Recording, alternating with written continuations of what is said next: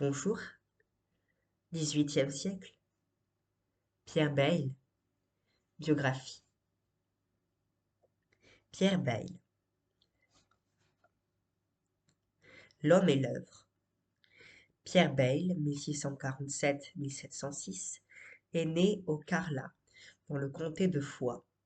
Fils d'un pasteur protestant qui lui apprit le latin et le grec, il poursuivit ses études à l'Académie protestante de Puylaurens, montrant une passion extraordinaire pour les lectures sérieuses. Ayant suivi des cours de philosophie à Toulouse chez les jésuites, il se convertit au catholicisme en 1669, mais revint au protestantisme dès 1670.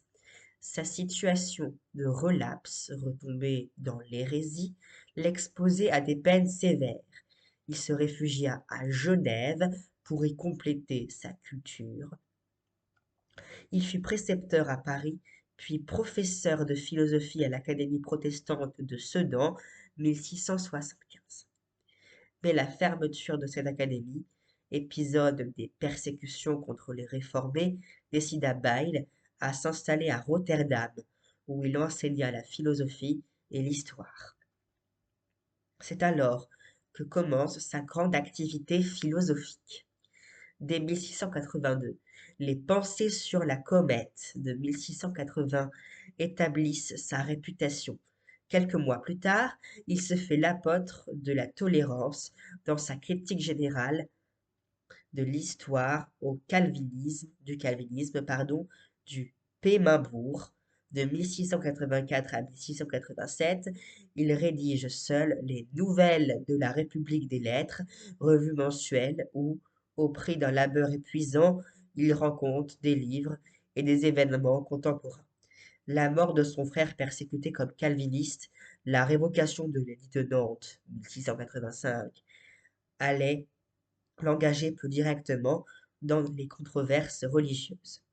L'idée de la tolérance, qu'il soutient contre les catholiques dans son commentaire philosophique, 1686, lui attire également l'hostilité du protestant Jurieu, professeur de théologie à Rotterdam, aussi intolérant que ses adversaires. C'est une bataille de libelles et d'insultes. Jurieu n'a de cesse qu'il n'obtienne la destitution de Bayle, accusé d'impiété et même d'athéisme, 1693. Privé de sa chair, vivant pauvrement, le philosophe se consacre alors à sa grande œuvre, le Dictionnaire historique et critique, 1697. Bayle est la personnification de l'esprit critique hérité de Descartes. Il examine les idées, les contrôle, les confronte. Il aime peser le pour et le contre. Il a la passion de la controverse. Citoyen de la République des idées, il fait la guerre à l'erreur. Cette République est un État extrêmement libre. On n'y reconnaît que l'empire de la vérité et de la raison, et sous leurs auspices, on fait la guerre incessamment à qui que ce soit. Les amis ont à se garder de leurs amis, les pères de leurs enfants. Dictionnaire, article, Callius, note D. Les pensées sur la comète. Le phénomène des comètes avait déjà été étudié, et celle de 1680 ne paraît pas avoir provoqué d'épouvante, mais Bayle, prétendant répondre aux questions de plusieurs personnes curieuses et alarmées, saisit ce prétexte d'actualité pour exposer ses idées et combattre la superstition.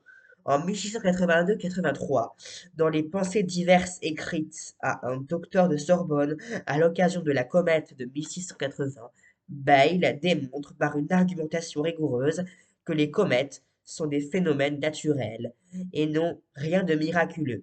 Page 18. Mais l'essentiel de l'ouvrage est dans les digressions, qui occupent des chapitres entiers et annoncent la philosophie du XVIIIe siècle.